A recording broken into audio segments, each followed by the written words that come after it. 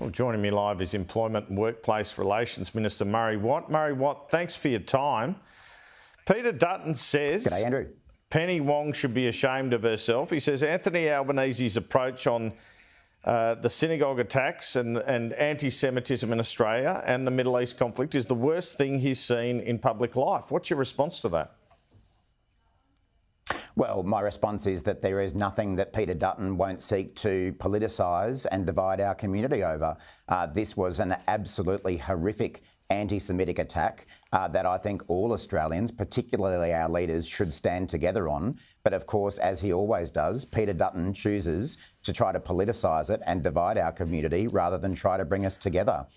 From within hours of this occurring, the Prime Minister was making very strong statements unequivocally condemning this attack. And of course, we've taken a range of actions over the last couple of years to try to crack down on anti-Semitism as well. So I think it's just very disappointing that Peter Dutton can't avoid politicising these sorts of terrible events. Why won't you label it a terrorist event? Well, that is actually something that needs to be done by our national security agencies, Andrew, under established protocols that existed under both sides of politics. I mean, from me personally, it looks like terrorism, but that's a judgment that's got to be made by our domestic security agencies, and I know that they're working on that at the moment. But whatever we label it is an absolute outrage. It should never have happened, and the people responsible have got to be hunted down and pay a price for this. Benjamin Netanyahu said of the firebombing attack, unfortunately, it is impossible to separate this reprehensible act from the extreme anti-Israeli position of the Labor government in Australia, including the scandalous decision to support the UN resolution calling on Israel to bring an end to its unlawful presence in the occupied Palestinian territory as rapidly as possible and preventing a former Israeli minister from entering the country. What's your reaction to Benjamin Netanyahu's words there? Well, I respectfully disagree with Mr Netanyahu's comments. Of course, the action that Australia took recently at the United Nations was to support a resolution that 156 other nations supported, and they included a number of nations that share our values, like the United Kingdom, Canada, Germany, Japan. So this was not Australia being isolated in taking this position. In fact, it was 157 nations, including ourselves, as opposed to 7 or 8 who opposed that resolution. So I can understand why Mr Netanyahu may have his own reasons for making these types of comments, but I think it's completely incorrect to label Australia as taking some kind of a position that's out of step with the rest of the world. Josh Frydenberg and Nova Peris were out yesterday. Josh Frydenberg's written asking when will the penny drop for Anthony Albanese and his ministers on anti-Semitism. What did you make of those comments? Yeah, well, I mean, Josh Frydenberg would have his own political reasons for making these types of comments. As I say, I think any fair observer of the way the Prime Minister and our government have handled these matters would see that he has every single time called out these types of events as being anti-Semitic, un-Australian and inappropriate. And as I say, not only has he said those things, but he's taken action by banning the Nazi salute and other hate symbols, never been done by a government in Australia before. Only last week, in the final week of Parliament, our government passed legislation to ban doxing, which has involved the absolutely inappropriate release of personal information of Jewish citizens. But Peter Dutton and the Coalition didn't vote for that legislation. So this is the sort of hypocrisy that we continue to see from Peter Dutton and the Coalition, where they want to talk tough, but when Parliament actually sits and has an opportunity to do something on a bipartisan basis, they recklessly decide to vote against that kind of legislation. So you just think Josh Frydenberg's being political here? Well, I respect the fact that Mr Frydenberg is of the Jewish faith and he has very strong feelings about this, but I don't think we can separate the fact that he has a very long career as a Liberal Party politician and that is no doubt one of the reasons he's made these comments. As I say, any fair observer of what the government and the Prime Minister have done would see a range of action taken, including in response to this latest attack. We need to see these events stop. It's one of the reasons why we funded security and safety outside Jewish sites as a government, appointing the anti-Semitism envoy, a range of actions that we've taken, but clearly we would need to do more as things progress. And what about Nova Peris speaking out? Yeah, look, I don't understand exactly the basis of her statements. This is obviously, again, something that she feels strongly about. But again, I respectfully think that her comments are wrong. I don't think it's correct to label the government as ignoring these issues when we have repeatedly condemned them as they've occurred and taken real practical steps to try to stop these things from happening. We need to see this kind of behaviour stop, and as a government, we'll do everything we possibly can to see it stop. Well, new wage data that you put out today shows wage increases for miners of 11% since 2022, accommodation and food service workers up 16%, and administrative workers up 12%. Do you think all these workers feel better off given the inflation we've had over the past 3 years? Yeah, look, these were some really encouraging figures that have just come out, Andrew, that demonstrate, as you say, across every single industry in our economy, we have seen average weekly earnings rise since the Albanese government was elected. And of course, that comes after a 10-year period under the coalition where they deliberately kept wages low and deprived people of those wage increases that they desperately need.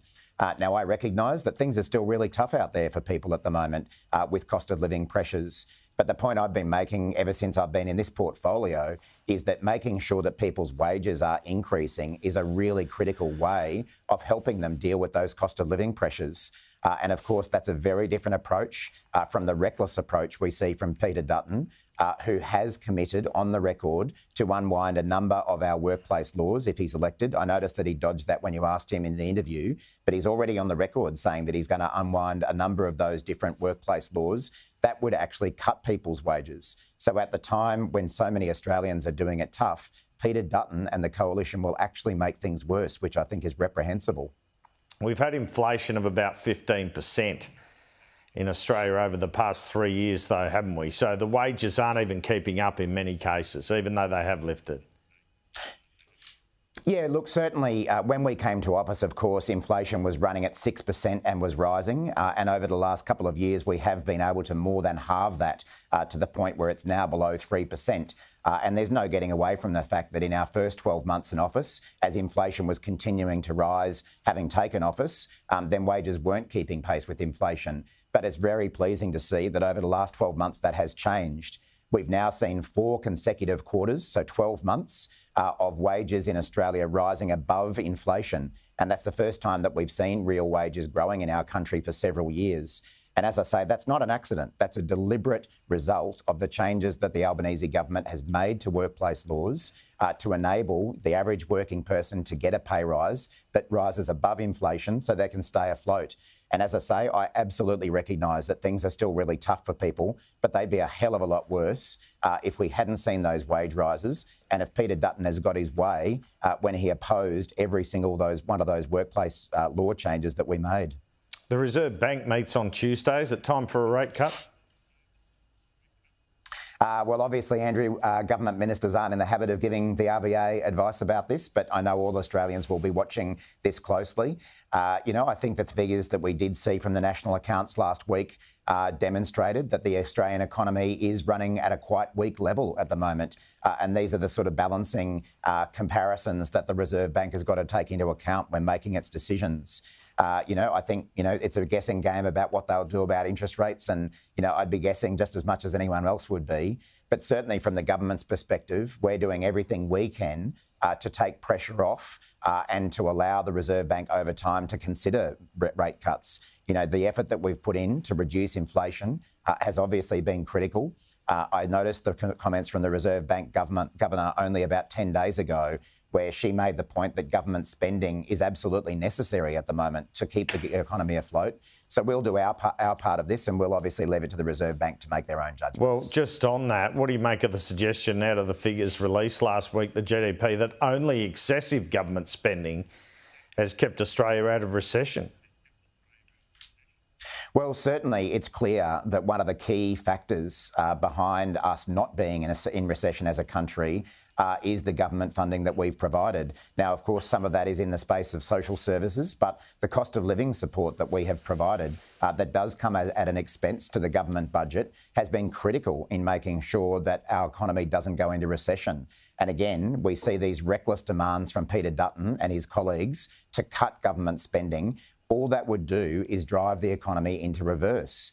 So Peter Dutton's solution for Australia's economic situation is to cut wages and cut government spending. That is guaranteed to deliver a recession if Peter Dutton were to follow those approaches. Aren't we at risk of going too big government here, though?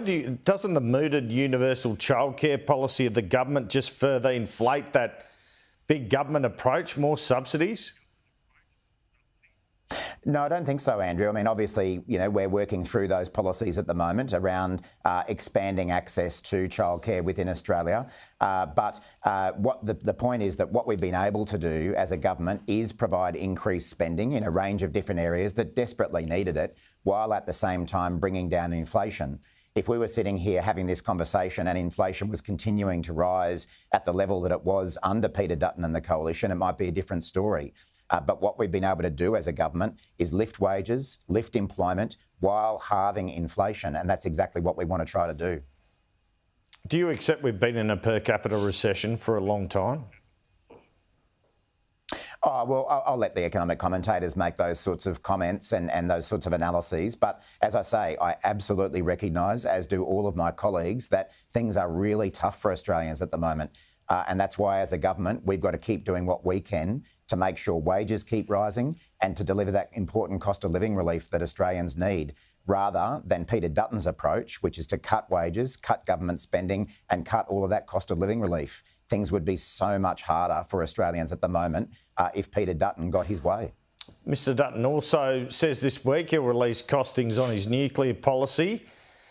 In recent years, the popularity of Australia having a nuclear industry has increased. Is the government doing the right thing by being so adamantly opposed to this policy? He says there could be bipartisan support if Anthony Albanese weren't in the way. Well, I can guarantee Mr Dutton that we are not going to provide bipartisan support to an energy policy that would lift Australians' energy costs by over $1,000 per household. That is another example of the exact wrong approach to take at a time when people are doing it tough. Not only did he vote against our energy bill relief, now he wants to bring in a form of power that will lead to a household energy bill rising by more than $1,000. Now, I think it's pretty revealing that Peter Dutton is waiting until we're basically up until Christmas before he's prepared to release his costings. We've all heard about politicians taking out the trash in the run-up to Christmas. Peter Dutton is planning to take out a big bucket of radioactive waste in the lead up to Christmas to try to hide the fact that his costings don't stand up, that he will be making electricity far more expensive, that his policy will only deliver about 4% of our energy needs, and it won't even happen for the next 20 years. Well, he denies that. He denies it's not a solution to our needs. He denies it's only 4%. Well, I think we'll all be interested to see when on Christmas Eve, when everyone's packing up for holidays, Peter Dutton finally slinks out with his costings and his nuclear policy. There's a reason that he hasn't been prepared to put it out before now. I think it'll be before then, because he knows in his heart it doesn't stand up to scrutiny. Well, but there's so many people already on holidays and he's finally looking at bringing out this policy. If he was actually proud of his policy and confident of it, it would have been out some time ago. Just finally, what do you make then? He says, you've said the renewable cost is $122 billion. Their modelers, Frontier Economics, say it's $642 billion and you haven't denied it. Well, I'll leave it for Australians to make their judgment about whether they're prepared to believe an independent agency of government, which has costed the renewables rollout at a bit over $100 million, versus a consultant that Mr Dutton is paying who says it's a lot more. I mean, I'll leave that for people to make their own decisions about.